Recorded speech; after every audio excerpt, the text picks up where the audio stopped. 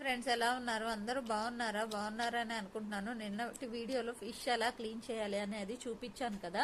ఈ రోజు వీడియోలో నేను కూర ఎలా వండుకోవాలి అనేది చూపిస్తాను. యాక్చువల్గా ఇదేంటంటే ముందు కలిపి పెట్టుకున్నాము. మామూలుగా అయితే అప్పటికప్పుడు వండేసేయచ్చు. కాకపోతే ఏంటంటే అదే రోజు మా నాన్న జల్లలు కూడా తీసుకొచ్చారనమాట. అందుకని చెప్పి అవి వండుకుంటున్నాం కదా అని ఇవి ఫ్రిడ్జ్ లో కలిపి పెట్టేసుకున్నాం అనమాట. సో ఇప్పుడు ఎలా కలిపి పెట్టుకున్నామో చూపిస్తాను. ముందుగా క్లీన్ చేసి పెట్టుకున్న ముక్కల్ని ఒక గిన్నెలో వేసుకొని అందులో ఉప్పు వేసుకోవాలి. ఉప్పు సాల్ట్ కంటే కూడా కళ్ళు ఉప్పు వేసుకుంటే మంచిది అనమాట. ఉంటే కళ్ళు ఉప్పు వేసుకోండి. ఆ తర్వాత కొంచెం పసుపు వేసుకోవాలి.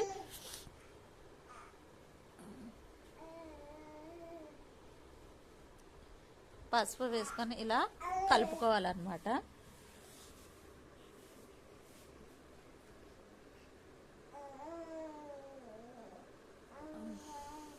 కలుపుకున్న తర్వాత ఇందులో కొంచెం అల్లం వెల్లుల్లి పేస్ట్ వేసుకోవాలి.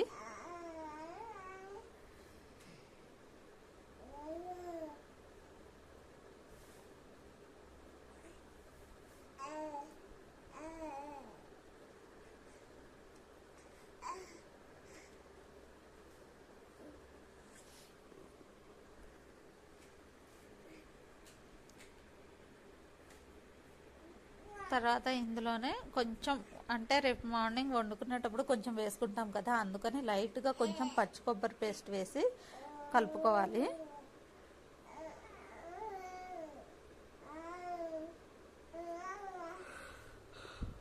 పచ్చి కొబ్బరి పేస్ట్ ఎందుకు వేస్తామంటే కామన్గా పచ్చి కొబ్బరి పేస్ట్ వేస్తే గ్రేవీ అనేటువంటిది చిక్కగా వస్తుంది అనమాట. పల్చగా కాకుండా చిక్కగా వస్తుంది అని పచ్చి కొబ్బరి పేస్ట్ వేసుకుంటాం అనమాట. తర్వాత ఇందులో మనకి రుచికి తగ్గట్టు మనం ఎంత కారం తినగలిగితే అంత కారం వేసుకోవాలి.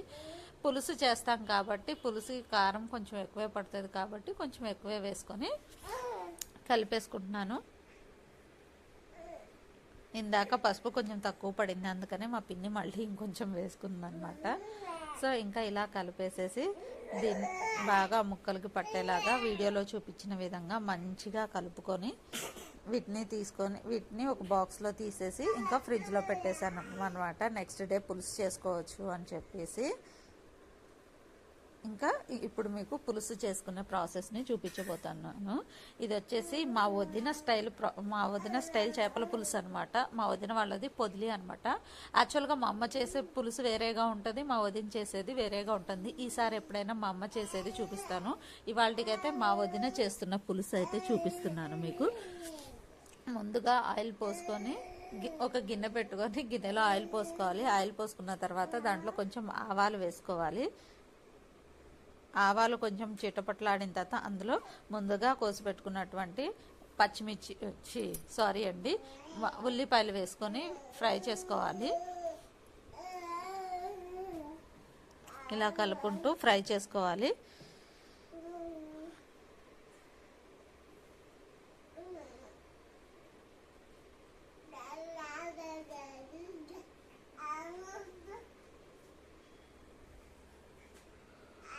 ఫ్రై అయ్యాక ఇందులో నిన్న ఉప్పు కలుపుకున్నాం కదా, అందుకని చూసి ముందుగా కొంచెం ఉప్పేసి ఫ్రై చేసుకోండి. ఆ తర్వాత సరిపోతే మళ్ళీ మనం కలుపుకోవచ్చు. కొంచెం ఉప్పు వేసి ఇట్లా ఫ్రై చేసుకోవాలి.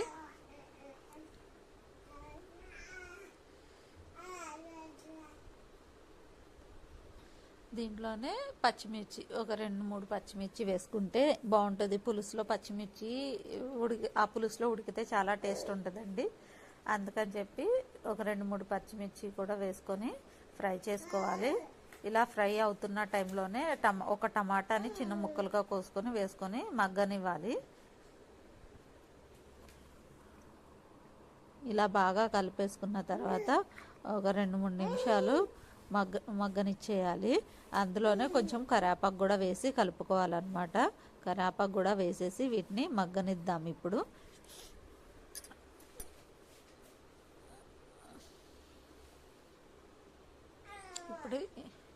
టమాటాలు మగ్గిపోయినాయి అనమాట. ఇంకా మగ్గిపోయిన వీటిలో మనము నిన్న కలిపి బాక్స్లో ఫ్రిడ్జ్లో పెట్టుకున్నాం కదా చేప ముక్కలు, ఆ చేప ముక్కలు తీసి ఇప్పుడు దీంట్లో ఒక్కొక్కటిగా వేసుకోవడమేనమాట. చూసారు కదా, సారీ అండి. ఇంకో విషయం ఏంటంటే మేము నిన్న కొబ్బరి పేస్ట్ కొంచెమే కలిపాం కదా, అందుకని ఇవాళ మళ్ళీ కొంచెం వేసుకొని ఫ్రై చేసుకుంటున్నాం అనమాట. సారీ, తప్పైపోయింది, ఇప్పుడు గుర్తులేదు నాకు.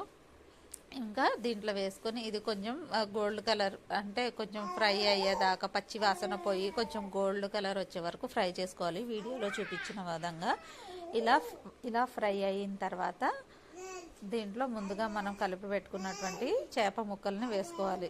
ఇలా ఒక్కొక్కటిగా తీసుకొని వేసేసుకోవాలి. ఇంకా